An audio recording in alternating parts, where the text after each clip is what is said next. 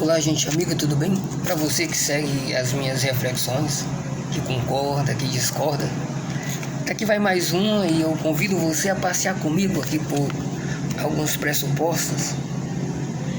E se você concorda ou se você discorda, deixa aí embaixo nos comentários. É comum nesse momento político, eleitoral, polarizado, aflorar em nós a ideologia. É normal.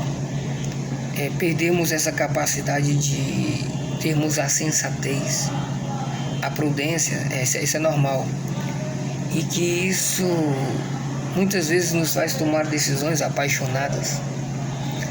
É normal nos percebermos uma fé sendo colocada em xeque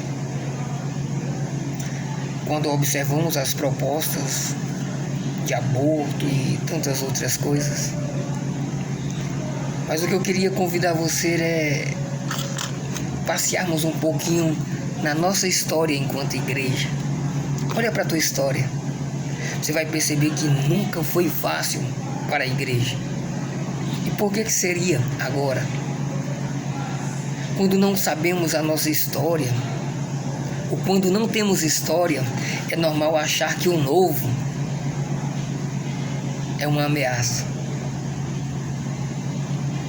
Mas eu convido você a olhar para a sua história enquanto igreja. Olhar para o primeiro século.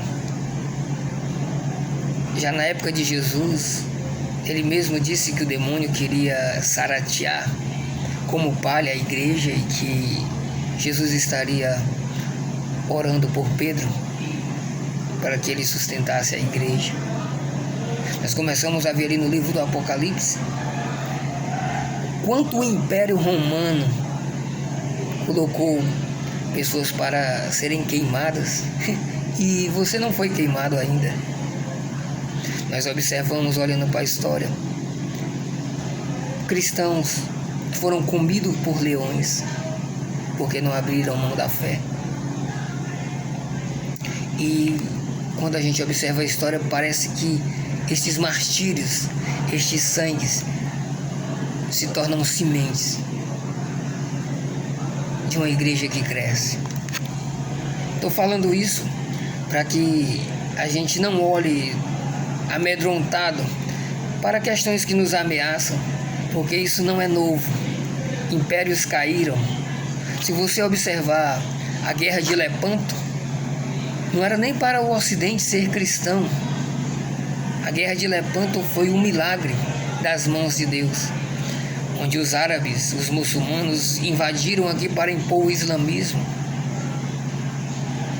e de forma milagrosa imperou a fé cristã. Olha para a tua história, você vai perceber que tempos difíceis construíram a igreja mais forte. E só existe uma forma de destruir a igreja, é deixá-la à vontade. Porque uma igreja, quando o momento está favorável, ela começa a ficar displicente, ela começa a deixar de vigiar, ela começa a vacilar. A história nos ensina isso. Tempos difíceis deixa a igreja organizada e lembrando que ela não é somente uma instituição, ela é o próprio corpo de Cristo. Ele é a cabeça. Como eu estava dizendo, impérios caíram. Se você observar como foi a Revolução Russa em 1917, Lenin, Stalin, todas essas pessoas do comunismo, mas a igreja continua viva. O que eu quero que você saiba é que você, olhando para a sua história enquanto igreja, você vai saber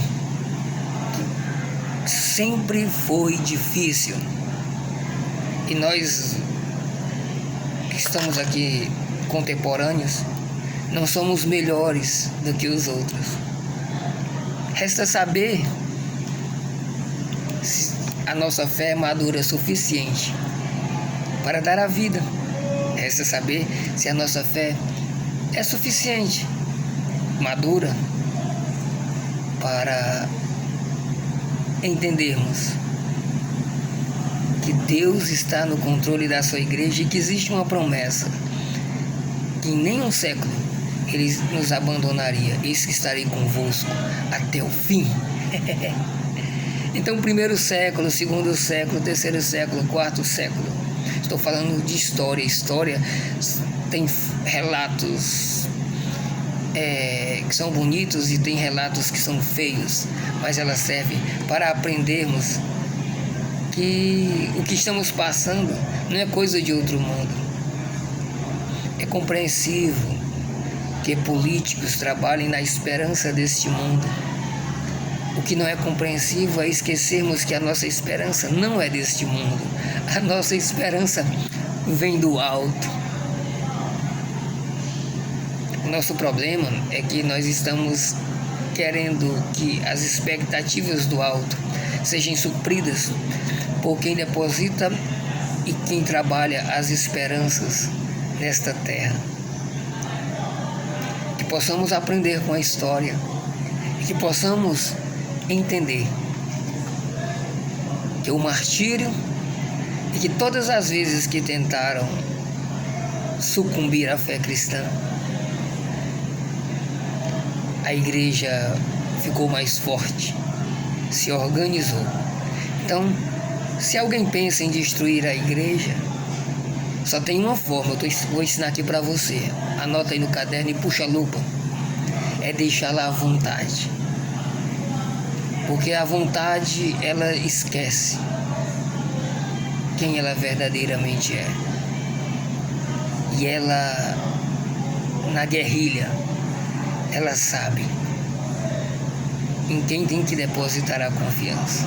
Um grande abraço e que Deus abençoe sempre.